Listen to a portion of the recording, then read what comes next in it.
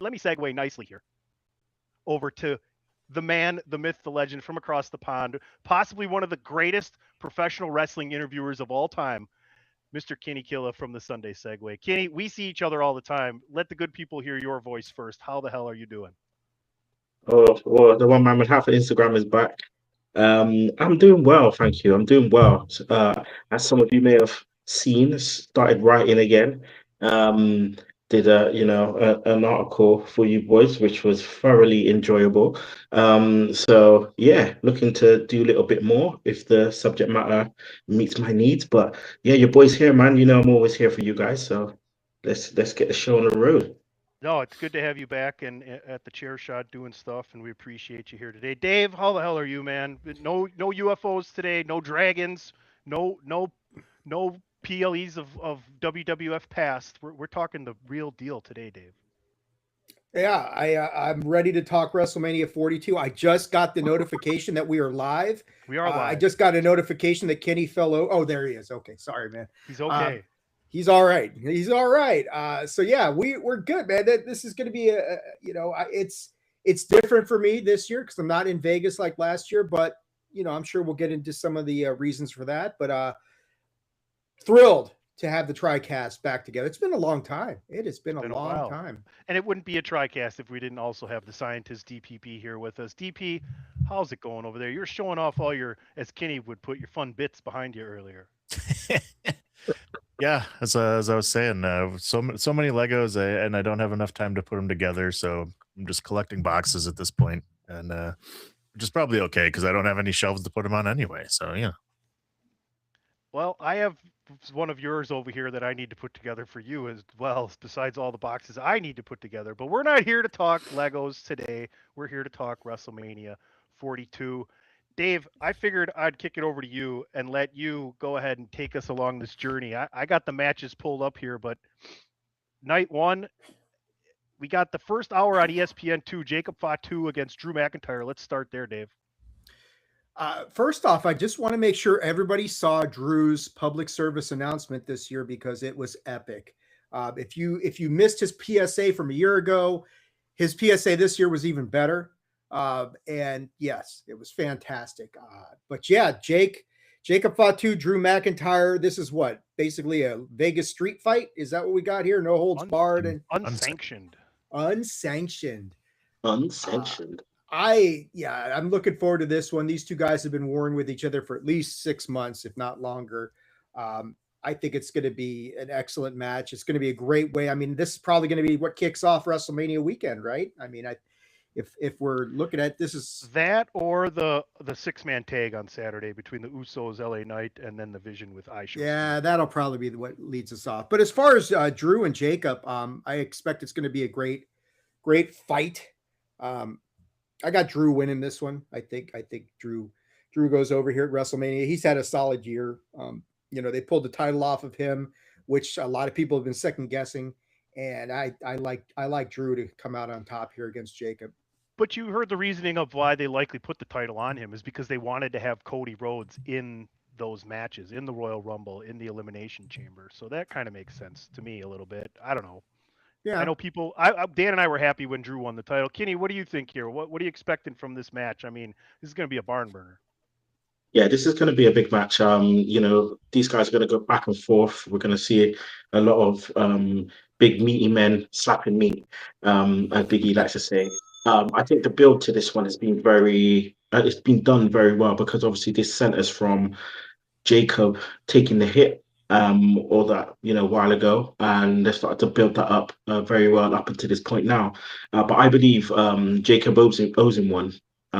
So I think Jacob's going to go over in this. Drew will put up a fight, but I just have this feeling that Jacob needs his get back, and he'll get this back now, and they'll probably move on to Backlash, and we'll probably see them fight again there.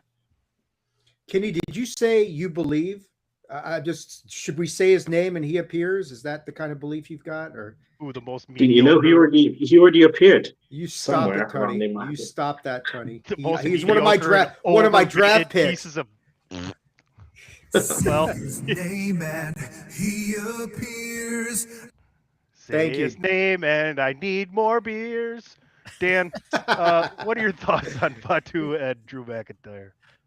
Yeah, I'm really looking forward to this one. I think it's gonna just tear the house down. I'm really hoping they take this thing all around the stadium and pull out all the stops. This one being unsanctioned, we can basically see this thing go anywhere. So this is going to be kind of like your hardcore match. These guys will hopefully take it all around the arena, do whatever they got to do, and just put on a hell of a show, because this one's going to be, again, free on ESPN. So this will be the one to get you hooked and really get you into the rest of the card. And yeah, I'm really looking forward to it. It's been a hell of a build up. Big grudge matches between these two.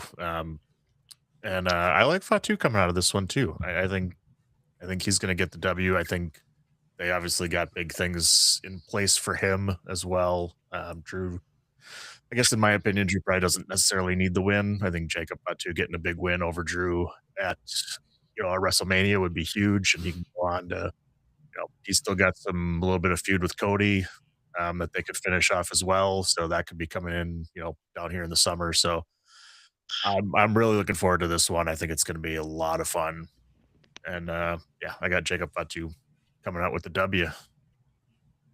I want to start with Kinny on the other match, because I feel like you did a portion of chair shot takes where the celebrities rooting WrestleMania. Was that you? Yeah, Or that was me. Or was that your article? What was your article about? That was my article. Yeah. Okay, Yeah, okay, my bad. yeah. I think got so much shit in my head right now. I knew that was something about it. So, what are your thoughts on them including I Show Speed into this storyline leading up to this 6-man at WrestleMania? So within my article, I mentioned around, is the question, are celebrities ruining the build to this WrestleMania? But I don't think that is the real question. The real question is, do celebrities bring, are they bringing value to some of the matches at WrestleMania? And I think in this one, I Show Speed will bring value, especially with him teaming up with Logan Paul. And the reason why I say that is because he will no doubt have that highlight reel that Logan Paul did when it was Logan Paul and The Miz, that first time round with WrestleMania. So I think for him, he definitely brings value to that 6-man tag match. And I'm looking forward to seeing what he can do, because we know, just like Logan Paul, he's gone back and he's been, taking the business seriously, and he's been, practicing and stuff at the PC. So it's going to be interesting to see what happens here. But I think LA Knight comes out with the pin. I think he comes out with the pin on I Show Speed in some kind of viral way. But yeah, I do believe that will, the LA Knight will take the win, and then the Usos will end up getting another tag rematch probably at Backlash. Yeah, it makes sense to keep him in the tag title picture, though, right, Dave? Yeah, it does. But I'm firmly with Kinny on this one. I think this is LA Knight has been the sacrificial lamb a lot this year, and a lot of the fans have wanted LA Knight to get that big moment and a win at WrestleMania. With the Usos by his side, it's going to go viral, like you said, with Logan Paul and I Show Speed on the other side. It's going to go super viral. So I think Kinny's onto something. This will be LA Knight's WrestleMania moment. He's earned it. The Usos, I mean, they're Teflon at this point. Whether they win or lose doesn't matter. But I think it's a bigger deal for LA Knight. So I think I agree with Kinny. I think they LA and the Usos get this one. Any chance the Vision pulls off the win, DP? I guess you got to say there's a chance, but I think I'm on board with Dave and Kinny here. I think LA Knight's going to get the pinfall, get the W. I got a feeling that, I think I said it last week too, that I Show Speed will end up kind of being the babyface at the end of this thing. I think if he takes the pinfall, and you'll see the Logan Paul and Austin Theory get a little pissed at him for losing the match, and he'll get his kind of WrestleMania moment ish as getting cheered by the crowd for beating them up or something like that. So I think it makes a lot of sense to give LA Knight the W here, and then have I Show Speed get something, have some kind of moment there at the end of the match. I never gave my pick from the first match. I think Fatu goes over there. I think it really depends on how much longer Isho Speed's going to be sticking around, right? Because if he's going to stick around through the summer and keep working, like we know he's been down to NXT and done some stuff down there and been training, and we know he's probably more athletic than 95% of the roster. Like this dude's an athlete. If you watch any of his stuff, there's people in other professional sports that are like, yeah, dude, you have the tools if you go and work at it to do whatever you want. And I firmly believe that with Isho. I'm a huge Isho Speed fan. I think that guy busts his ass nonstop, and it's brilliant to have brought him in. But like if you guys say this is kind of the end of his run for now, then it doesn't make any sense to put him over. So I would have to say you guys are probably hitting that nail right on the head. But two great matches to start off on ESPN2 right there for the first hour. And now you got to pay. Now you want to see it. Now you got to pay. Let's start with Gunther. As I battled to stay awake, and Seth Rollins. Sorry, Dave. He's getting better. It's another of my draft. You just shit on all my draft picks. Why don't you, Teddy? Fuck. I should have named my federation the CVF, Charisma Vacuum Federation, or something. You know, Lullaby Wrestling. I kid. What are you seeing for Seth and Gunther here? Because DP dropped the thought last week on DWI that this favor is going to be getting Paul Heyman to get Brock Lesnar to agree to a career match. Yeah, he did that. I'm trying to look at this WrestleMania a little bit from the standpoint of what does WWE need to do to kind of get the ship back on track a little bit. And you know they've had their own issues, and I saw. Did you guys see that Bully Ray had suggested that Tony Khan buy all the remaining seats for WrestleMania as a statement, which I thought that's hilarious. If he would actually do that and just like leave all a bunch of seats empty as just a fuck over WWE. Not that thing. I don't think that's going to happen. We got phenomenal AJB in here. You know about my takes, AJ, huh? Yeah, exactly. He knows all about them. He does. But I think the thing here is I'm trying to think, okay, all that nonsense notwithstanding, what do we want to do here? I think, you know, with Gunther, you're looking at a guy who retired John Cena and AJ Styles in the last 6 months, right? Seth Rollins is coming back from an injury. We need to, you know, it's kind of like a gift that we got that Seth is even competing. It's like, oh, we didn't think that was going to happen, and here he is.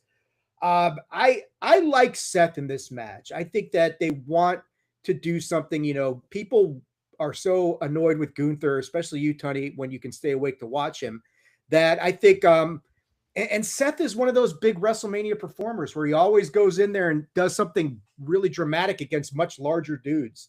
And I just think like in this match, I like Seth to go over here. I understand what DP's saying with the favor and all that. But I think, you know, you're going to want to give the fans something to really get behind. Seth is coming after the division. I think getting Gunther out of the way opens the door for that. You know, Braun will probably be coming back soon. You know, whether Braun is back now and can get involved in this match and turn it to Gunther's favor, don't know. But I like Seth winning this one. I think it's one of those moments where you can make the fans feel good and give them something to cheer about. And like, because it's like, fuck you, Gunther. You retired all of our favorites. Seth stomps his head in the mat. And it's not like Gunther doesn't have a track record of losing at Mania anyway. So I got Seth in this one. Dan? Yeah, I think, you know, it's, you know, we've talked about that Gunther will probably retire Brock Lesnar. You know, and if it's going to happen, it's going to happen probably more at SummerSlam. If that's the time, if he's ready to go. So it's still a little bit of a long build to get to there. But I do think that is the favor that Gunther's going to want. Though I think I'll go out on a little bit of I'll go a little wild card here on this one. I think Gunther's going to win because I think if you're going through this path of Gunther retiring guys, that I don't think he should lose. Again, same thing like that he did with, you know, when he won the title and had the IC title reign forever. I don't think they should have him lose. And if you want to do anything with Gunther to make him at least a little bit more enjoyable, you make him a Paul Heyman guy. And maybe Paul Heyman and Gunther join forces here, and that causes Seth to lose. he still has this feud with Heyman going on then and can still go after the Vision. Whether or not Gunther becomes part of the Vision, I'm kind of hoping the Vision just kind of dissolves a little bit and Paul Heyman and Gunther go on their way, and that eventually leads to, hey, I'm taking down Brock Lesnar at SummerSlam. So I got Gunther here. I got Paul Heyman joining forces with Gunther at the end of the day. Kenny, I seen you agreeing with DP, and then like halfway through his take, you stopped nodding your head. No. I think there's Dave and He got DP bored Mitts, just as you do watching Gunther. Oh, I just meant that he agreed with you, and maybe he stopped agreeing with you at some point, right? Like that's the best thing about us four getting together, and the amount of time we've all watched professional wrestling and actually covered professional wrestling. We come in here, and you're not probably going to get maybe one match out of 13 where we all see it the same way. All right, you interrupted Kitty calling me an ignorant slut, so you know. No, I agree with points from both Dave and DP actually in certain regards, but I'm more leaning towards DP in terms of yes, I think Gunther goes over. And the reason why I say Gunther goes over is because of what DP mentioned around the favor being Brock at SummerSlam. And although there is a long way to that point, I think in order to do that and get that favor, he has to beat Rollins. It won't be easy. I reckon the match is going to be one hell of a match. It might even end up being one of the best matches on the whole weekend. Braun is back from what I hear. So I think Braun's getting involved some way, somehow to continue the feud with Seth. Gunther, I don't think he'll join the Vision. I think he'll just move on to whatever he moves on to next. But I really do believe that he's hunting down Brock, and in order to do that, he needs to win this match. So he wins this match by interference from Braun, and then who knows what's going to happen after that. But I'm really interested to see how WWE book after WrestleMania for everyone, because it's going to be, I think it's going to be one hell of a weekend. I think too bad Tony's going to sleep through that match, Kenny, because I agree that it's going to be a good one. Come on, it's just a gimmick. I'm not even drinking right now. That's the biggest gimmick infringement happening right now. PC Tony, WrestleMania preview for 42, sober. What's wrong with this picture? I have another podcast to record in an hour and a half, and I'll be drinking. Okay. It's WrestleMania week. Tune into the Chair Shots YouTube in an hour and a half for nefarious means. Nice. Gunther can't lose until he beats Brock Lesnar, right? And maybe he won't. Gunther probably won't lose until after next WrestleMania, in my opinion. I don't think Brock Lesnar should, spoiler alert, for when we start talking about night 2, I don't think Brock Lesnar should lose until he gets retired either. He beat John Cena for a reason, right? Seth Rollins is more Teflon than anybody in professional wrestling. Right? Like you could have him lose his next 100 matches. People would still sing his song and he'd still be a legitimate contender for the world championship. So I definitely think this is a Gunther W here. I agree with Kenny and DP, but I do not see Gunther going with Paul Heyman is kind of where I was nodding with DP until I disagreed with that part of it. So, and to Kenny's point, they've had so long to measure these guys with injuries and when they're coming back. You're darn right they should have some good-ass storylines to put them back into. Braun Breaker, Bronson Reed, etc. There should be no bullshitting with these guys. You should know exactly what the fuck you want to do. That's that right there. I got a little fired up on that one. Let's take it over to the women. Fired up about a Gunther match. That's really remarkable. Oh, it's more about booking by Tony. AJ Lee and Becky Lynch, Kenny. I want this match. I said it maybe a month or so ago. I don't know if we're still talking to DP or Dave, maybe both of them. You know how Macho Man and Steamboat is like one of the most iconic mid-card matches of all time for the IC title? These two women need to set that bar at WrestleMania for the rest of the women's division, Kenny. Yeah. Although it will probably be, a great match, the build I just haven't liked. And the reason why I haven't liked the build is because I feel like it's become too comedy centric. Whenever they're talking, it feels like they're like overacting, like really overacting, and that for me that's kind of taking me out of it a bit, where I'm not looking forward to the match because of the build. But with that being said, I think the match will still be good and they'll pull it out the bag because of, the hatred and that side of the build. It's just more the in-ring stuff, which I haven't, the in-ring promos and things, which I haven't liked.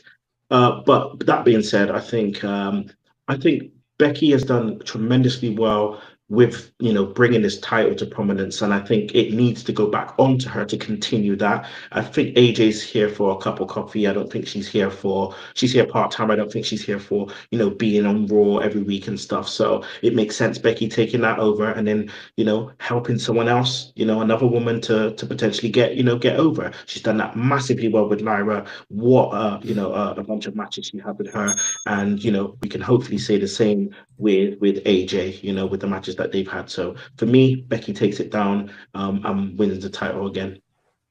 I wouldn't mind seeing. I'll give my prediction real quick before I forget. I think AJ holds on to it and then defends it the next on Monday on Raw, and Becky causes interference.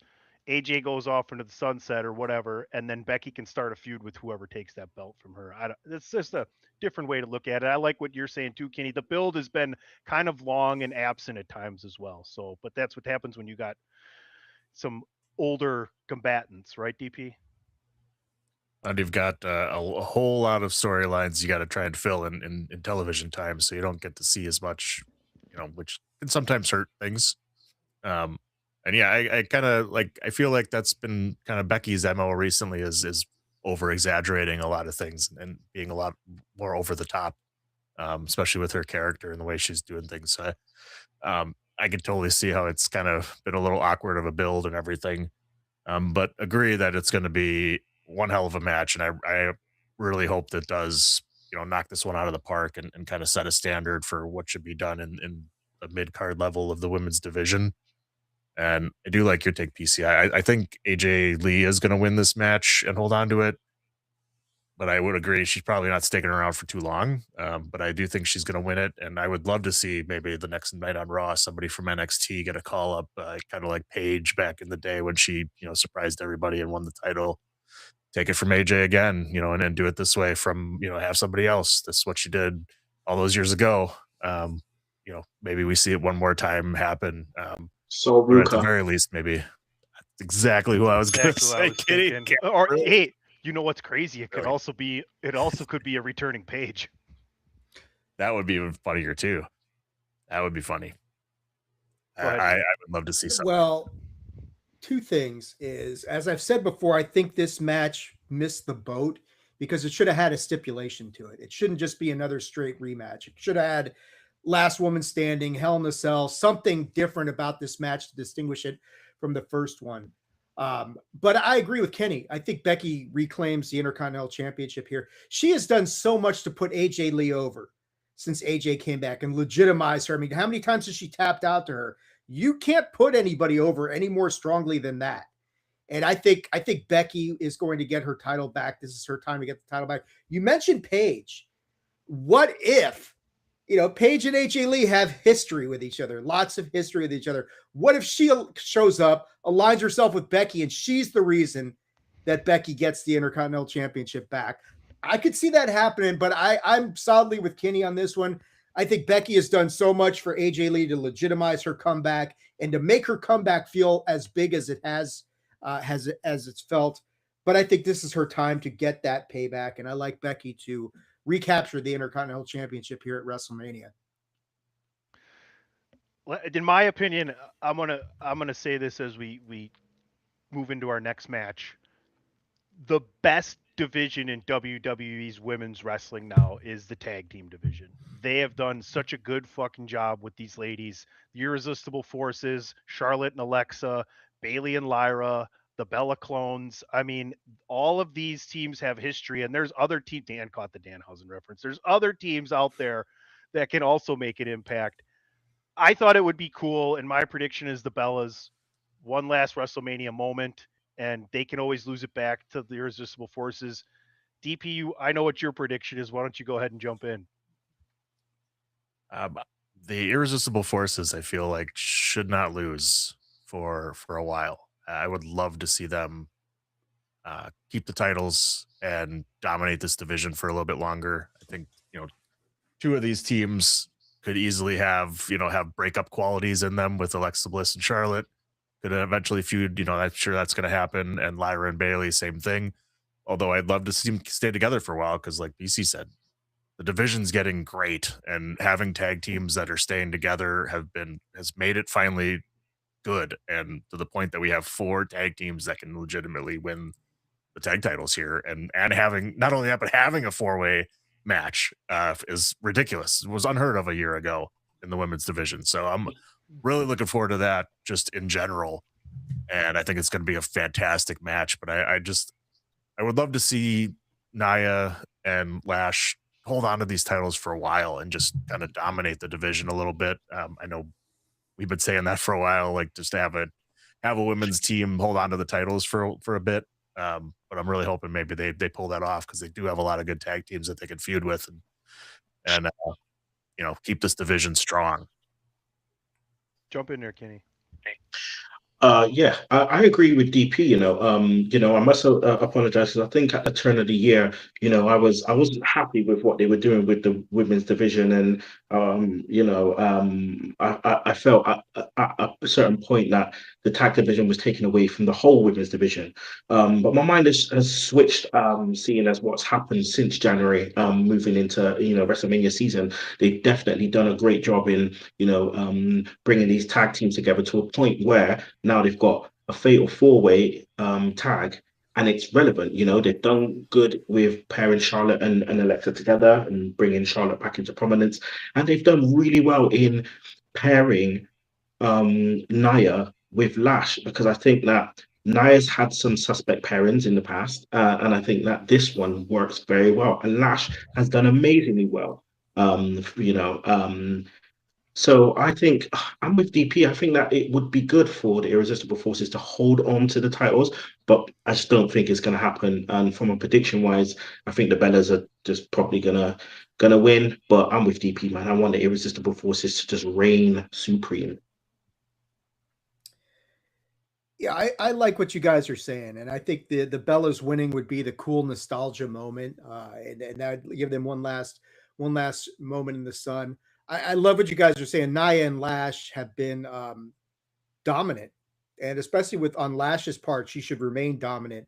But I'm going to go with an upset pick here, and I'm going to take Bailey and Lyra to win the tag titles here. And the reason I'm doing that is I just kind of like, I look back at like last year, and especially like I finished watching Unreal Season 1 and Lyra being such a big focal part of that, and the issues with Bailey, and kind of Bailey getting kind of screwed out of a WrestleMania spot a year ago for Becky.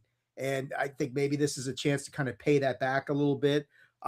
You can make an argument for all 4 of these teams, though. That's like you're saying, Tony, that's the great thing about the women's tag team division is that you can make an argument. You could say Charlotte and Alexa recapture the titles. Okay, Nia and Lash retain. That makes sense. The Bellas one last moment. Bailey and Lyra, probably the least likely to win, which is kind of why I'm going with them. I just like, let's do something outside the box. They're a good team. Bailey, like I think we talked about with Ray on the last episode of Big Five Project, that Bailey's one of the greatest of all time. He's just not getting enough recognition right now, at least not the last year. This is a really good opportunity to remind everybody just how great she is. And I'm going with a bit of an upset here. I'll take Bailey and Lyra for the win, but however it turns out, it's going to be a great match, and you can say, 1A, 1B, 1C, and 1D, and probably be right. I mean, the fact that there's so many options that we're all okay with and that sound like good booking just shows that this is a division that's doing really, really well right now. And as far as Bailey being less prominent in major storylines on television, as that prominence has gone down, the amount that she is supporting and helping in the back has exponentially gone up. She is like the absolute leader of that women's locker room and does amazing things, especially, I don't know if you guys have seen the documentary on her school. I can't remember the name of it. It's so fucking good. Go check it out. Bailey's Wrestling School. It's on YouTube. It's a great watch. Last women's match of night 1, Stephanie Vaquer defending her championship against Liv Morgan. I knew your mom was a bitch, but I didn't know she made one too. Shout Yeah. out to Liv. Let's go, Liv. Get in there like swimwear, baby. I like it. Dave, this is a rivalry that should continue for the next 6 to 8 years. It should. Yeah. I mean, I when they first announced this, I wasn't sure about it, but these two girls have killed it so much that there's a lot of talk that they should main event night one. And I'm not sure that that's wrong, to be honest with you guys. They have done such a great. It's not going to happen. But I'm just saying, there's been talk about it. The literal hatred that they have for each other as this has evolved between them has been chef's kiss. Beautiful stuff. I agree. This is a rivalry that should be long term and be out there for a while. I was really up until probably this week going to go with Stephanie to retain. Now I think Liv's going to take the championship. I'm looking at what's going on this week. She's got that video, that trouble video. Whatever you want to think about it is whatever you want to think about it. But her promo that she cut this week was excellent. Stephanie has been a great champion. Liv is a little bit more charismatic at this point, and that's the language barrier. I mean, that's really what it is. Steph's got a really bright future ahead of her. I feel like the women's division with respect to the Women's World Championship, probably wouldn't really be hurt by a changing of the guard at this point. Liv's super over. And I mean, I like Liv to win the championship here, but this is a tough one. I mean, my confidence level is 50-50 on this one, but I got Liv winning the championship here at WrestleMania against Stephanie. Kenny, you agree with Dave? Yeah, I do. But I got a lot to say about this feud. And I'll try and keep it concise. But Now you're gonna hear about it. Yeah. my main A lot of my problems. main issue is WWE's handling of Steph. Because I don't think they've handled her well at all since she won the title. She's had probably like 6 title defenses, which none of them you probably can't remember. And she's faced Raquel how many times? I don't think they've done her well, done her good at all. The types of matches she should have had with the type of people that were out there. When you think about it, this was my reasoning around the tag division kind of taken away from the women's division, because without all the women being involved with the tag meant Steph had no one really to fight with, and it's left her cold until Liv won the Rumble, and then they started kind of heating it up. So with the feud, for me, the feud started heating up once, so maybe a week or two before they bumped heads, where they started getting a bit more vicious with the promos. It started off being like little back and forth fighting and stuff, which is just the norm in feuds. But then they started to ramp it up a bit with the words, in the promos, which was done really well. And then when they bumped heads, I think that just took it to another level, because everyone was like, "Oh shit!" It just like she just cracked her head, and then threw her into the TV. But then on Raw, that just took it again, because Liv's face, what they did there, the visual of the bump and then the hair coming down on her puffy eyes, like they did that so well. Liv will probably win, and I just feel it's because WWE have made Steph really cold. Whether they've done it on purpose or not, whether it's because of some injuries and whatnot, but Liv will be my prediction to win, but it will be one hell of a match. Sleeper of the whole weekend. If I could, Tony, I just want to jump on one thing Kenny said there, and I think like Stephanie seems to be, we always talk about chasing versus defending, right? Hunter versus hunted. Stephanie seems to be better positioned as the chaser, the hunter, rather than the hunted. And I think that, and what Kenny says makes me think like that's kind of been her problem, is you have to have a certain mindset and a certain delivery to really carry yourself as a champion. I don't think she's there yet. We know Liv can do that. So I think that makes sense to flip it to her. I agree with what you're saying there, Dave. I wanted to talk about something Kenny brought up, and it's the fact that nobody wrestles as much anymore at all. Yeah. Like someone bragged about how many matches they had the other like month, and Bailey's like, I used to do that in a week, and now we don't wrestle it. Like they don't wrestle anymore. They really don't. And as far as not getting put in a bunch of different programs with the title, I think that's intentional with Steph, because like we said, she's supposed to be one of their main people for the next decade plus. Why give too many matches away right away would be my kind of thing. Let's just let her build herself with one particular group, kind of what they did. And I know it kind of was a little bit stale to start with, but at the same time, we're also dealing with a champion that whether you want to believe it or not, there's this little bit of a language barrier there as far as delivering promos to the American public, right? And that's the standard at which WWE judges the promos being given, right? If you can't give that great promo, unless you're Asuka and we just figured out everything that comes out of you, we know now, right? We just yeah, I get it. You're mad, Asuka. I hear it. Doesn't matter what you said. She's crazy. Every expletive when you with one word, Kyrie there, right? But yeah, it's all good. It's just good problems to have, I think. DP.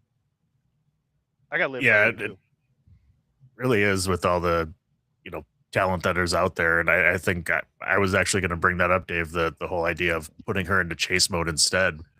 And it's something we missed with that. And a lot of times that helps get, a character, wrestler, whatever, over is the build of them finally getting to winning that title and us, getting behind that character or whatever. And we really never got that with Stephanie, although, she was obviously hugely over at NXT and everything. But again, on the main roster, kind of just threw her into the title picture, and then here we are. And sometimes that works, sometimes it doesn't. And I might agree, like it kind of didn't, because she hasn't gotten, I think, to where she needs to be, and has that fire lit under her or anything like that just yet, until we got to Live, and now we kind of start to see that. And I think her being in chase mode, maybe even a heel turn, I don't know, but that's something to get a change and get some fire lit under her and get that back, because she is going to be in this picture, like you guys said, for quite a while, because she's that damn good. And we just need to, start to get behind her and, everything like that. But I'm all for getting behind her. Yeah. Where's that ding at? Hold on. What did I do? Where's the ding? I support. I'd like to show my support physically. I don't know about you, but my peenie just went, oh. Thank you, Ray Romano. But yeah, I'm on board with you guys. I think Liv's going to win this one. I think it makes a lot of sense for her to win it as well. I'll be interested to see if the Judgment Day gets involved as well. Is Roxanne going to show up? Is Raquel going to show up? Are we going to have any of those interferences? And yeah, I think her music video coming out this week kind of, and same for me, solidified the fact, because I was kind of 50-50 on this one too, but I'm like, yep, okay, you don't do that and then have her lose, like but I mean, whatever. But I think I'm kind of hoping post WrestleMania that maybe, because the implosion of the Judgment Day is kind of starting, that maybe we get the Randy Orton Evolution treatment on Liv Morgan on Raw after WrestleMania as well, where they're celebrating with her and then they just drop her and she becomes the baby face. So we'll see how that goes. But I'm on board with Liv Morgan winning this one. Yeah, Roxanne versus Liv, when we get that, that's money. That is going to be money there. All right, gentlemen, the main event of night one of WrestleMania, Randy Orton with Pat McAfee going up against the WWE undisputed champion, Cody Rhodes. That's all the setup I'm giving it, because it doesn't need any more setup than that. Kenny, how do you see this playing out? Oh man, I just don't like Pat McAfee involved in this at all. Does not need him in there. Does not need him in there. I think they were doing perfectly fine with just Cody and Randy. The links don't make sense. I don't like it. But I think the match is going to be a good match. He's going to get involved one way or another. What that leads to, who knows? But it's not the one I'm looking forward to the most. I'll be honest. Out of all the matches at WrestleMania, it's not the one I've been looking forward to at all, especially since Pat got involved. But it depends on what direction they want to go. They did all of the messiness, from January through to March to get the title back on Cody. So to take it back off him again, I think will be will be a bit weird with the all the switching with Drew and stuff. It'd be a bit weird to take it off him now. So from my prediction would be for Cody to win, especially after losing the title at last WrestleMania. So for Cody to retain would be my prediction. Dan? Yeah, it didn't really make a lot of sense to put Pat McAfee in this because Randy Orton and Cody Rhodes have how long of a history, dating back to Cody coming into the business, in WWE, and being with Legacy and everything like that. So I mean, they've had plenty of story to pull from as well to do this. So it's kind of odd. And don't get me wrong, Pat McAfee's an awesome mouthpiece and can go really well and can, have some matches in the ring if he's going to want to get back in there and do more. But Randy Orton doesn't necessarily need the mouthpiece. But it's been interesting him trashing everything. I think there's more to tell there with what he's doing, because he's been, CM Punk clashing back at him too, and in some of those promos. So I'm wondering if there's more going on that we don't, that we expect to happen here. Maybe there's, more with Triple H getting involved potentially, or, bringing some kind of corporation back in a sense. So we'll see. I fully expect there's going to be some interference in this one. That seems to be the MO of Cody Rhodes matches. So we'll get Pat McAfee involved and maybe more as we go. But I like Randy Orton coming out of this one with the title. I mean, McAfee saying he's going to leave the business. Not that he's always available, not that he's always around, but him putting that in there that he's going to leave the business makes me go with Randy Orton at that point, because you're really not going to say that unless there's more story to tell with them, or at least with Pat McAfee. So I'd love to see heel Randy Orton have the title for a little while, especially at least one more run. I know we've all kind of wanted to see Orton have one more run with the title, and I think this is the opportunity to make it happen and have him take the title for a while. Go ahead, Kenny. I've seen you. Yeah, no, Okay, I was just going to say, well, maybe, maybe Pat McAfee ends up getting, he loses and he retires, end up getting bit by a snake, and then he gets reinstated. That's possible. That's possible. The sad truth about it, why Pat McAfee is there, is because Cody and Randy weren't selling tickets for night one. So they had to bring in Pat McAfee. The same reason they had to cut tickets by 25% for night one, because they weren't selling any fucking tickets. Roman and Punk are selling tickets. Cody is not the big draw that people think he is. People are done with Cody. I don't care who wins this match, honestly. I don't know who's going to win this match because of the thing with Pat McAfee. I guess if Jake's still around, we can bring him back even if he goes away. I get it. But I'm going with Cody Rhodes to win here, Dave. So I think you hit something right there. There's the idea of the perception that we have about this match versus the perception that TKO and WWE might have about this match. And you hit it on the head. Cody Rhodes, as a champion, is not selling tickets, not putting butts in seats, not making that impact that we saw when Roman was the champion, right? And I hate drawing that comparison, but it's a valid comparison to make. Is it right for Cody to be blamed for some of WWE's shortcomings the past year? No, not really. But he's going to catch the blame because he's QB1. And I think because of that, what Dan says makes sense. I think we all would love to see Cody turn heel, or there to be a double turn. And I think Hunter's got to do something with this WrestleMania to really shake things up and get people talking. But I don't think it happens here. I like Dan. You had Randy winning, right? You had Orton winning this thing. I think I'm with Dan on this one. This will be what, number 14 or 15 for Orton if he comes. This will be 15. I like him getting 15, and I like them maybe starting to tease him catching John. John's going to be hosting WrestleMania. He's not going to get physically involved, I don't think, or maybe that's what Triple H does, something crazy like that.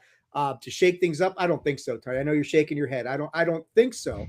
But I do like the idea about Randy getting to 15. And then you've got an interesting story, as to especially if Cody wins that title back at some point, and then they're kind of like dabbling around. Does Randy get to 16? Does he get to 17? They got to switch this up a little bit. They got to change this up. Night 1 of WrestleMania does not have nearly the buzz that night 2 does. This is an opportunity to shake things up. This is an opportunity to really, see Randy Orton is one of the most popular heels that there are. Let's see what he does with this whole title. Let's see if that makes any difference.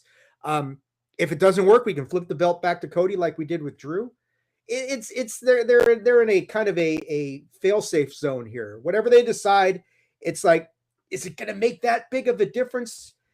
When you're talking about like Roman and Punk, as we're going to talk on night 2, probably not that kind of a difference, but I like them doing something different. Give Randy that moment. Give him number 15. It's not going to hurt Cody. Maybe Cody does turn heel eventually somewhere down the line, but I like Randy Orton going over. I'm with Dan on this one. I got Randy getting a number 15 here at WrestleMania. All right, folks, we're halfway through here.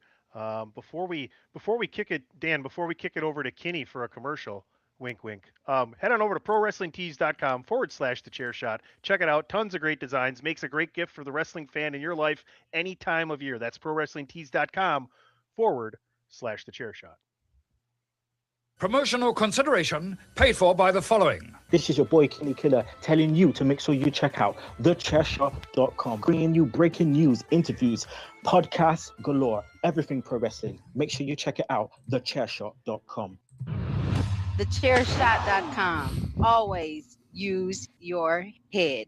Welcome back to the Attitude of Aggression Wrestling Podcast, the DWI Podcast, and we make it the Tricast by having the one and only Kinny Killa from across the pond.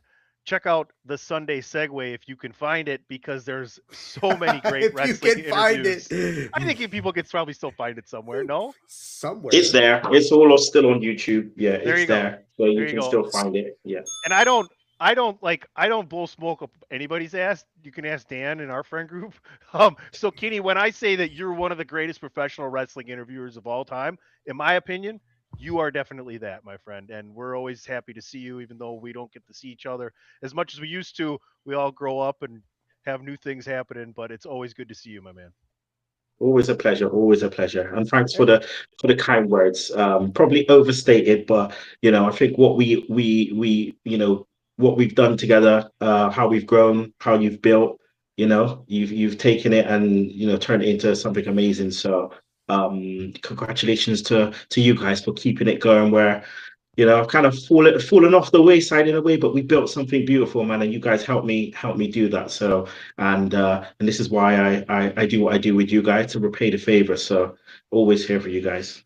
Ever since you got married and had kids, Kenny, it's been all downhill, man. All downhill, man. You need to Irish up that coffee a little bit. Bring Fun Kenny back. No, I'm just kidding. Yeah. Make sure you're heading over to attitudeofaggression.com. Make sure you're heading over to thechairshot.com. All those fun changes we promised you are still on the way. It's a little harder than we thought, but all the content's still back up there. You should be able to find. That's Ray's fault, right, Tony? That's all Ray's fault. No, that is not anything that would ever come out of my mouth, Dave. You son of a bitch. Dave is no longer the lawyer. He's the instigator, the big spoon, Dave Ungar. I do want to say, for those of you watching on YouTube on the live stream, if you've got thoughts, opinions, you disagree vehemently with our picks, then you probably be right. Please drop us a line. Let us know. We're happy to debate you and tell you why you're wrong. Send your hate mail to @WrestlingRealist. That's wrestling with no I, realist. There you go. Yes, Chair shot absolutely. 1. All right. Hey, please we got to keep it. We got to keep it moving here. We are trying to execute efficiently here. And night 1, I think pales. It's a great opening hour, but I think night 2's opening hour is just so fucking sick, you guys. Like, I don't know if they're going to start with the ladder match or if they're going to start with Brock, but I can tell you, ESPN, the ratings they're going to get for that first hour when people see Brock Lesnar, and then when you actually, because no one knows who Obafemi is, when you actually get to see him, when they give you that vignette of these two been mashing up against each other, like, this is what's selling WrestleMania. These are the tickets that are being sold in seats. Kenny, this has been an amazing, awesome build to this very match. Oh man, this has been amazing. Watching Oba from the very beginning when he came in 2.0, and seeing where he's risen to. Oh my God, it's been amazing. The build, come on, man. We knew as soon as Oba got, came up to the main roster, we knew he was going to be big, and it was just how they were going to piece it all together. We know he can talk on the mic, we know he can wrestle, he's got the look. It was just how were they going to do this? And straight off the bat, they did the right thing by not having him placed on Raw or SmackDown, but now having him go straight for Brock. And man, the last few weeks has been amazing. This is what I'm looking forward to. I think this is what everyone is looking forward to. Now for the prediction. Now I want my boy Over to win. Now we've had a discussion. I know we've had a discussion off air and stuff about this. And yeah, Brock winning, it doesn't hurt Oba. Actually, it probably makes him even stronger, being very combative in this match. But for me, I'm gonna go with Oba. I just think it'll be stupid not to just go with it now. Just go with it now, man. Do the Brock run, make him beat Brock, then win King of the Ring, and then get that shot at SummerSlam and beat whoever has the title at SummerSlam, and just go with it whilst it's hot. I just think they'll be making a really big mistake by not making him beat Brock now. So my prediction is going to be Oba. I got Brock winning until he gets retired, and that's the only reason. I think it just makes people more hungry for Oba to get that big victory in any way, shape, or form. Like my prediction's Brock. If Oba wins, I'm completely fine with that. They need to find a way to make him win, even if he doesn't win, if that makes sense. But if you don't, if you miss the boat on what I'm about to say, WWE, you're doing yourself and your fans a disfavor. Either Gunther or Oba should be holding the belt going into WrestleMania next year, and whoever doesn't wins the Royal Rumble. Period. End of story. Now, if you don't think that I'm growing, Gunther's been growing on me, I don't make that prediction without thinking like that, okay? I gave Rhea shit when she came up to the roster because she fucking sucked when she came up to the roster as opposed to what she was doing in NXT and then started growing. So once you start growing, I'm only going to tell the truth, Dave. What are your thoughts here? I think I'm with you. I like Brock in this match, although I love everything Kenny said. Oba has. This is one of these situations where I think they wanted to bring Oba in and put him in with the biggest shark possible and see if he could swim, and he has swum. He has stood right in there with Brock. He's traded blows with Brock. He's gotten so over just by coming down to the ring with that music going, and just. And it's so different. Oba's one of these guys, and there's been a handful of dudes you could look at and say, believably, this guy can take down Brock Lesnar. And I compare and contrast this. Remember a couple of years ago, Brock took on Omos at WrestleMania. And Omos was this giant guy, but nobody in their right mind thought that he was going to beat Brock Lesnar. Oba is a different breed entirely. And you look at Oba and you say, he can actually beat Brock Lesnar. But I do like, Brock was gone for 2 years. It's been shit. I don't even know when's the last time that Brock got 39 was the last time he got a victory at WrestleMania. So it's been 3 years. I'm with you, Tony. I like Brock to get the win.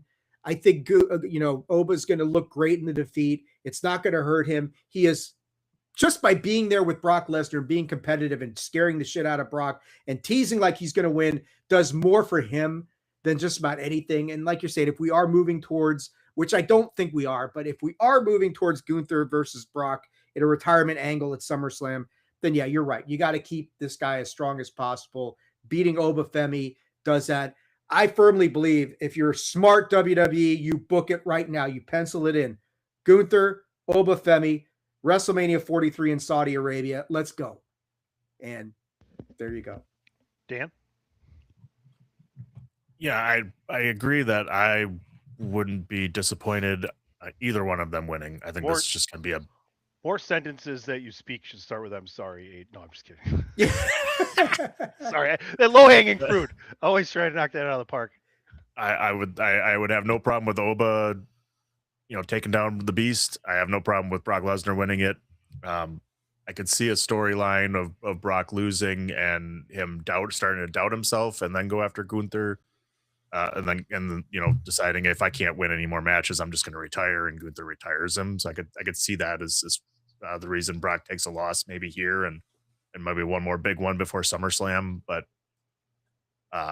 it's not a prediction; it's a spoiler.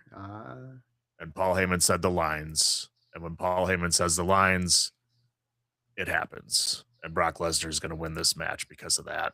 I think Oba's going to look phenomenal in defeat, and it's not going to take anything away from him, I don't think. And whether or not he maybe gets that revenge down the road or something, maybe they do that. But he's in line for the biggest things, that you could possibly think of. WrestleMania next year would be great, but I don't think Oba's going to lose anything necessarily, but he's going to look like a monster in defeat, and Brock Lesnar will catch him with something and pull off kind of an upset victory, even though Brock Lesnar is going to sell like crazy. I think he's going to, Oba will dominate the offense, and Lesnar will catch him with something and end that match, and maybe shake his hand and walk out. But I think we're in for one hell of a start to WrestleMania night 2. Dude, if Brock actually shook his hand, because Brock does not do that, that puts Oba Femi over bigger than probably even beating Brock would, to be honest with you. What he did to Cody. Only did it with Cody. And, that was look, it, right? look what happened. I mean, that launched Cody to Roman. So, do you put this match first, or do you put it second? Possibly risky the fact that you could have one of the greatest ladder matches of all time between Rey Mysterio, Dragon Lee, JD McDonough, Rusev. You got to have a big guy in there. Javon Evans and a man on fire, Penta. This could be an insane match of the weekend, Dave. I'm gonna pick JD McDonough to come out of here as your new Intercontinental Champion. I say you absolutely put this on first before Brock and Oba. We use the term curtain jerker, right? We talk about that, the match that starts WrestleMania and gets everybody going, right? And like last year, night 2 was Bianca, Rhea, and Io Sky and that got that whole crowd going and really charged them up. This is an opportunity to do something similar to that. Ladder matches at WrestleMania are typically barn burners. This is going to be no exception. I like Penta to retain the championship here. I know they do some weird things in Intercontinental Championship matches, but like you're saying, a man on fire. Penta has been on fire, and he has just really transcended. We say it all the time. I want, when are him and Rey Fenix going to get back together? When are the Lucha Brothers getting back together? When Penta stops making money as a singles competitor. Right, and exactly. And they don't need to do that right now because Penta's just so over and so on fire and just doing, exceeding so many expectations. And all the AEW, schmucks out there said, oh, he's just a tag team wrestler. He'll never amount to anything like that in WWE. What do you say now? Because he has exceeded all expectations. I love this guy as Intercontinental Champion. Love his entrance, everything he does in the ring. This is his match. Ladder matches are his match. I got Penta retaining the championship and moving on for an even longer Intercontinental. There's so much more they can do with him. I like your pick, Tony. I do. I just like Penta to come out of here on top more. Dan? I think this match goes on second. I think Oba and Brock Lesnar. I think Brock Lesnar's music or Oba's music entrance coming out to start the show is going to be huge. And since everybody knows Brock Lesnar, they're going to tune in. They're going to see Brock, and they're going to stick around to watch the rest. Also, because after match 2, I'm sure there's going to be a little bit of an intermission, and that gives them a chance to clean up all the ladders and stuff that are going to be around. So there you go. They got extra time between. But yeah. Probably. What a fucking dorky scientist reason, you nerd. Hey, I'm thinking of the aftermath. Yeah, it's Look like, at me. what about that I'm guy thinking about the cleanup. Yeah. Is Jelly Roll going to help with that too? Yeah. Damn well better. That was actually paying Jelly Roll a compliment for That's true. Stepping up he did while training. Yeah, I think this is going to be ridiculously good match. This might be the match of the weekend. I mean, you got so much talent in here, and it's hard to pick. I mean, everybody has a great opportunity to win it. I think the only one that was probably the odd man out was Rusev, and they did a hell of a job showing how dominant he could be on Raw by taking out the entire field of wrestlers and standing tall at the end, because now it gives you that feel like, hey, well, maybe Rusev could win this thing. I would love to see that as well. But I think another Lucha is going to come out with this title. It's going to be Rey Mysterio. You threw him in here at the last minute. I feel like you threw him in here at the last minute for a reason. I think there's a good history coming up here. Dom mentioned on Raw, it's his IC title, and what the hell is his stupid dad doing in this match? That's my IC title. Well, now he's got an opportunity to go back after it, and we can have Dom and Ray battling again to get that IC title back onto Dom, and maybe that happens at SummerSlam. So I'm thinking a little bit long-term storyline here that Ray and Dom are going to have their matches once again and get back into another feud. So I got Ray winning the IC title and coming out on top. Kenny? It's interesting what DP says with Ray winning, because it could lead to, I mentioned it off air, it could lead to Dom versus, Ray, mask versus title kind of situation. Does Dom retire his dad? Dad, yeah. I mean, if he was my son, I would want my son to retire me. That's how I would want it. If he's in the business, I would want my son to retire me and get him as much heat as possible as a heel. So that's an option. I think this match is going to be absolute, crazy. It's going to be crazy. But I think Penta wins. I just think Penta retains. He's done so well so far. They've got all the key ingredients to have such an amazing match. JD is going to take the bump of the weekend, and I just think Penta's just going to retain. And it'll be good for him. It'll be good for him because he's done very well. With the merch sales on TV, charismatic in all the Spanish areas, as Mexican, Latina areas as well. He's done very well in that market. So, Penta retain. All right, I'm going to do a double here. So we're going to go around and because I want to give time to Roman and Punk.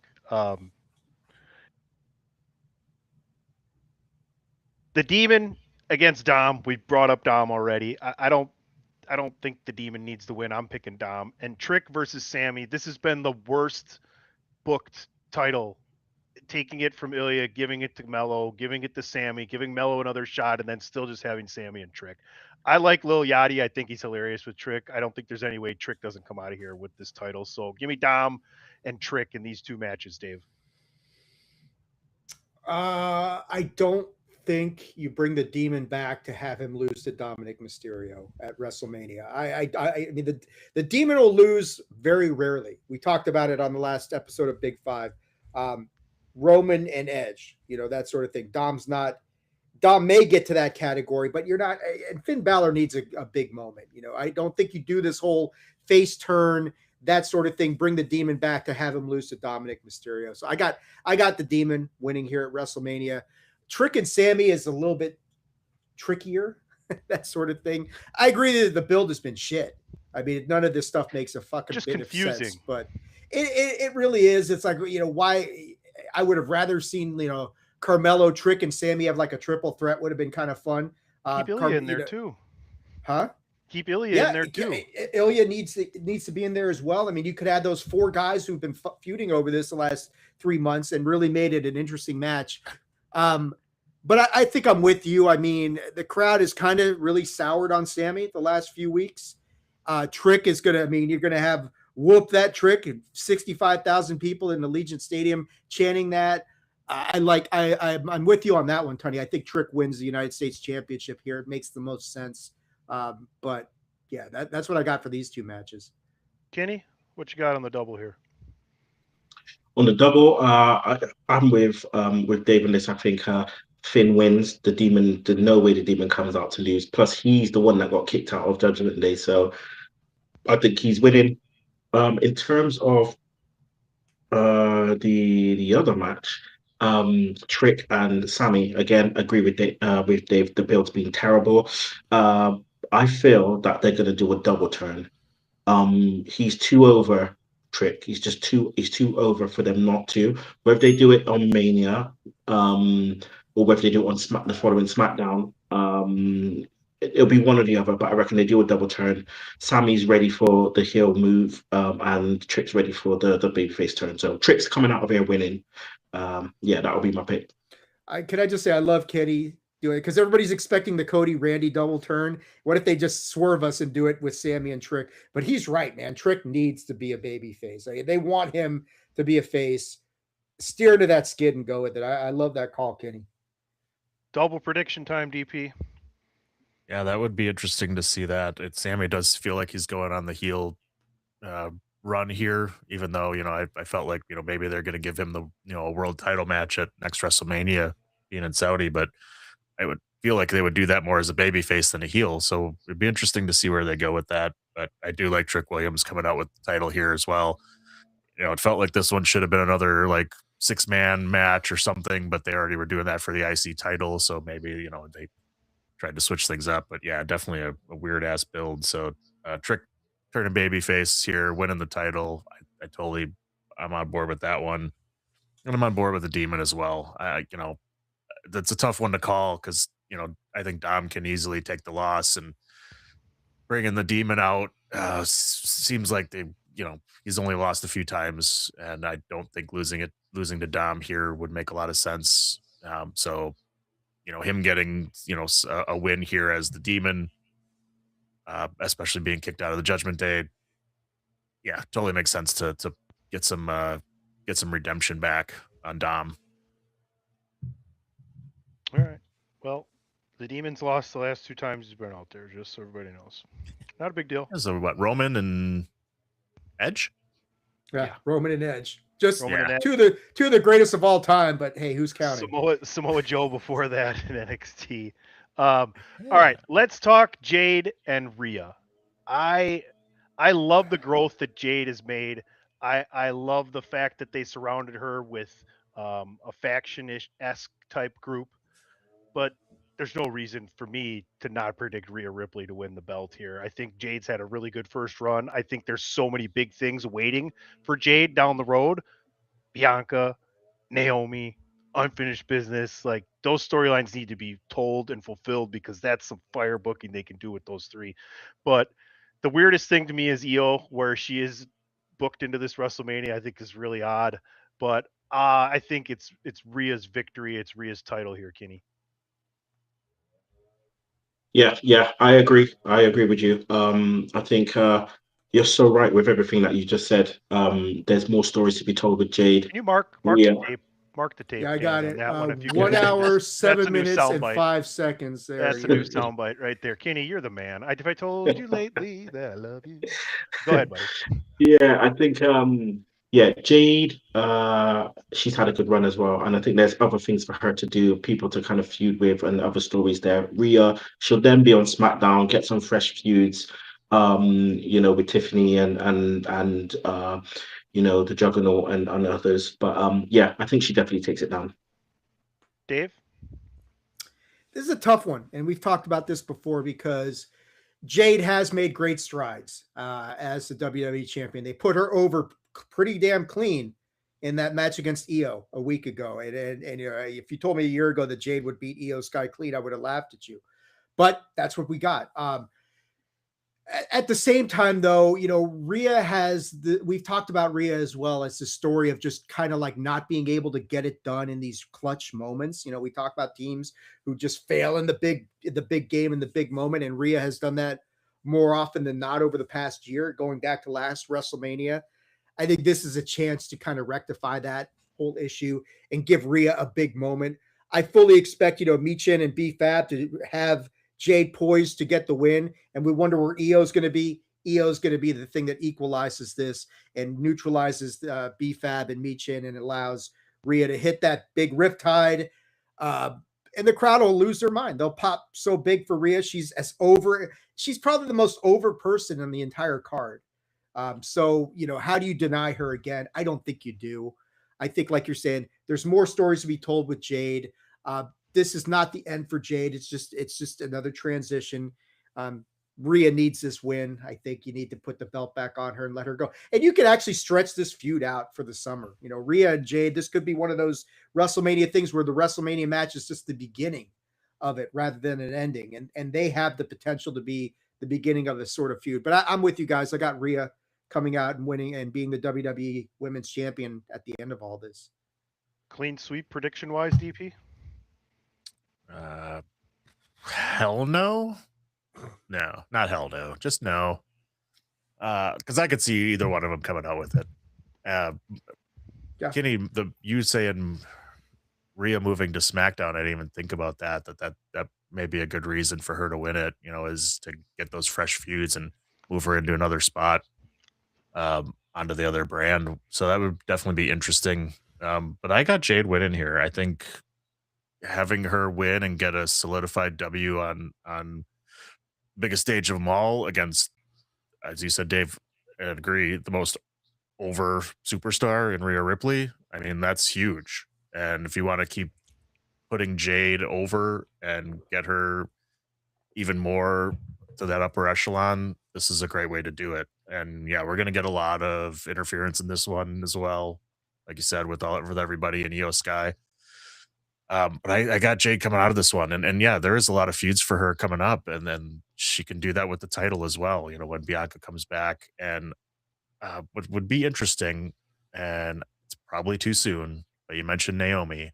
It's only been a month, I think, since she's had the baby, so it's probably too soon.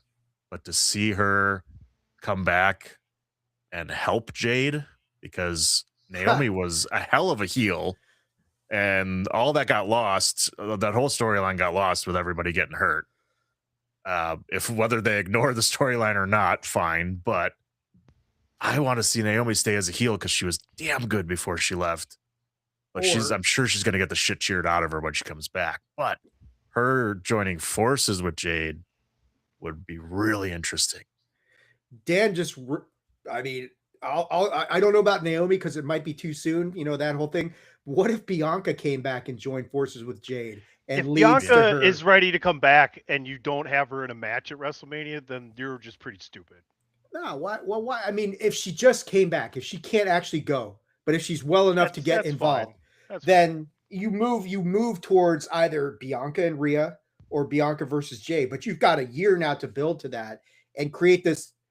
I mean, we saw how dominant those two were when they were the tag champs. So maybe. We'll see. Mm-hmm. We got a good little bit of time here. Do you guys want to hit maybe any possible surprises you think are coming back? Because I think I saw a really interesting thing where Kevin Owens comes back and helps Cody, and like he's the anti-TKO, or he comes back with Pat and Randy, and he like turned to TKO's side. Why not? Is he ready? Is he ready to come back? It's another thing though where he wouldn't necessarily have to be ready if he's like the mouthpiece that's from either going against TKO or sent from TKO, because he's been doing some stuff while he's been out too. I saw him. He was at a hockey game. Breaker coming, coming back seems inevitable. That sort of thing. I think we've talked about that. KO would be cool. Paige was a fun. Paige we brought up. That would be fun. Bianca Breaker would be fun. I'm just trying. Who's been out for a while who we're not thinking of? Kenny, anybody we're not mentioning that you got on the tip of your tongue? Well, we're talking WWE, so we're talking Omos. Yeah, Omos. We're talking Omos. I don't know why. I can just see them doing something silly like that. But yeah, Paige would be a cool one, man. That would be a really cool one. Braun is the one we're expecting, I think. Anyone outside of that, really, it might be Raw after WrestleMania. I think Kevin surprises Owens are best kept for the next night too. Go ahead, Dan. Sorry. I think Kevin Owens come back is a great idea, and having him get in that storyline. It only takes a couple pieces of tape to make the T next to that KO on his shirt. So there you go. Possibility. All right. Well done. Let's get into it. The main event of WrestleMania, Roman Reigns back to smash them all. Mike, you're officially banned. We're not talking about any comments you have for the rest of the show. We love you, Mike, but we're not talking about that. No. I will say to Mike, Dave, no. Hear me out. To Mike's credit, Mercedes dropped all of her belts. Oh my God. So that's going to get people thinking. You guys are crazy. Okay, that's great. Anyway, Roman Reigns and CM Punk for the world title. Dave, what happens? Lay it on me. Earlier, I talked about Cody Rhodes and why maybe Cody was unjustifiably getting some of the blame for WWE's lack of ability to move ticket sales and that sort of thing, right? I think there's a similar mindset that's going to go into this match, right? And as great as Punk has been for WWE, and as great as he's been as far as trying to, be the world champion, you look at the business, and when was WWE at its most popular since the Attitude Era? And who was on top during that whole time frame? 4 years of Roman Reigns in the bloodline. WWE shattered records everywhere, right? And I think at this point you look at it and say, all right, this has been a fun diversion. Punk, we appreciate everything you've done. You've been a great champion. Let's get back to where we were. And the easiest way to do that is to put the gold right back on the original tribal chief, ones to the sky. I think Roman wins this one. It's a tough one because there's arguments you can be made for all of it. But I think right now, if you're TKO and you're looking at the business angle of things, and it is a business, whatever people want to think about it, it's a business first and foremost. And they're looking at their profit margin. And when were we most profitable? When were we most popular? It was when Roman Reigns was the champion and everybody was trying to take him down. Now, do I think Roman's going to go on another 4-year run? No. But do I think he comes out of WrestleMania 42 as a champion, making Punk acknowledge him? Yes, I do. I got Roman Reigns winning the World Heavyweight Championship from CM Punk here at WrestleMania. Kenny, do you have Roman Reigns winning the World Heavyweight title from CM Punk at WrestleMania? I do. I have Roman Reigns winning. He's been away for a while. He's been part-time for a bit. He's recharged his batteries. And I feel like it's been a while since the title's been on him. You should have put that one up there, Dave. I just thought it was funny. And I'm trying to throw Kitty off his game a little bit with this. I like your response because it's like that'd be some shit, Jericho. It's all been a ruse. I just think it's probably time. We've talked about Cody and maybe not selling tickets and whatnot being QB1, and they might kind of resort back to how things were. So I think Reigns definitely takes it down. For Punk being in the main event with Reigns, the actual main event is huge, and I think Punk will be happy to lay down for Reigns. I just think Reigns holds the title to SummerSlam, where he will eventually lose it to Obafemi. Mic drop. Oh. Well, I know, like Tony, you've been talking. Tony's adamant that if Seth had not got hurt, we would have got Seth versus Roman. Maybe they're moving towards that for SummerSlam. We'll see. We'll see what happens. There's plenty of options, and does Punk take a little time off? Yeah, I think it's Roman's time, unless they do something very drastic. I don't see CM Punk just beating Roman Reigns and both of them kind of staying in the molds of who they've been leading up to this. DP, what's your prediction here? Put the ones up. I mean, it's going to be the bloodline rules again. I think, mentioning that Rollins thing, that's where we all thought, kind of was going to go. Rollins and Reigns, it seemed to be the story that they haven't quite yet finished. And I think we're going to get back to that somewhere here shortly down the line. And I think we're going to get a little bit more bloodline storylines. I mean, they've been teasing a lot of it with Jay kind of getting a little bit more of an attitude and kind of, in that one segment, kind of directing Roman Reigns to get back in there and beat his ass, and, Jimmy being the happy-go-lucky part of it. And, they're kind of starting to get back together a little bit, and hash some things out, I think. And you see, Solo Sikoa on the SmackDown side showing up on Raw, and they're, Tama Tonga, getting a little, they're starting to kind of break up a little bit. I think maybe we start seeing some splitting and maybe them joining forces a little bit more. I think that would be really cool. And like you said, Dave, that's when they were just killing it, when they had all that going on. They were at their height of their popularity since the Attitude Era, the height of the profitability. This is what enabled, like Mike's talking about, when WWE merged with UFC and became TKO. the whole reason they were able to do that was because of the value that WWE had during that whole Bloodline story. We've talked about it. I mean, Tony, we've talked many times that the Bloodline story arc is the only thing that comes close to the Mega Powers exploding as far as long-term booking. And like I love what Dan's saying. What if you get that original Bloodline? Let's say you get Roman, the Usos, Solo comes back over with his guys. Shit, now all of a sudden the Bloodline is stronger than they've ever been. And you've got a whole year or two that you can mess around with that. And maybe we do get to Rock Roman at some point in time. I don't think God. so. What the I know fuck? I know we Biggest had ball that drop in WWE history. I know. All right. Yeah, that's all I got. That was a great show. It was a great preview. I think a lot of good opinions, a lot of good possibilities if you tuned in. If you enjoyed, tell a friend. Attitudeofaggression.com, thechairshot.com, prowrestlingtees.com/thechairshot. DP, where can everybody find you? And part of this Tricast shoe that we're on. You can find me all over the worldwide social media interwebs. That's me, DPP. And the DWI podcast portion, you can follow that at Podcast DWI on the X and Facebook.com/DWI Podcast.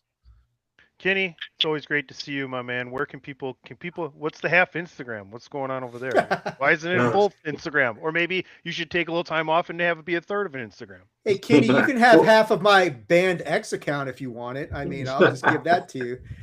Well, it's actually a full Instagram. I'm lying. I'm just starting to keep. I want to keep my moniker, man. I got to keep that, you know. Keep I apologize. Keep the gimmick, Kenny. That's on me. Yeah. That's on me. But yeah, you can find me on Instagram, Kinny Killa, and then on X, still Kinny Killa. You can find me on there. Happy to talk wrestling as always, but probably be seeing my name written down a lot amongst some articles for chair shots. So yeah, if you hear the siren coming, holla at your boy. It's Kinny Killa. Mr. Ungar? Look, I'm just thrilled that Kenny's back in the fold, talking wrestling in any form or fashion, because I agree with you. He is one of, if not the greatest wrestling interviewer of all time, and none of us would be here without the one and only Kinny Killa, man. Nothing but respect. But as far as me, yeah, check out the attitudeofaggression.com where we've got the Pro Wrestling Podcast, we've got Unidentified History, we've got Game Gone Wrong coming back in a few months for House of the Dragon Season 3. And of course, check out the YouTube channel, the Attitude of Aggression's YouTube channel. There's pretty much always something going on over there these days. So, but yeah, thank you guys so much. Always, if I'm thrilled that we got the Tricast back together. It is always a joy and a pleasure to talk some of these big pay-per-views with you fellas. So thank you for inviting me. Thanks for having me on your show. Hey, thanks for having me on your show. Thank you. Oh, boy. All right, I've had enough of you guys. I'm DP, play that sick Amber of it. soundbite. You can follow me at PC Tony. We'll see you all very, very soon. You could just cut to Amber. No, fine. Thechairshot.com. Always use your head.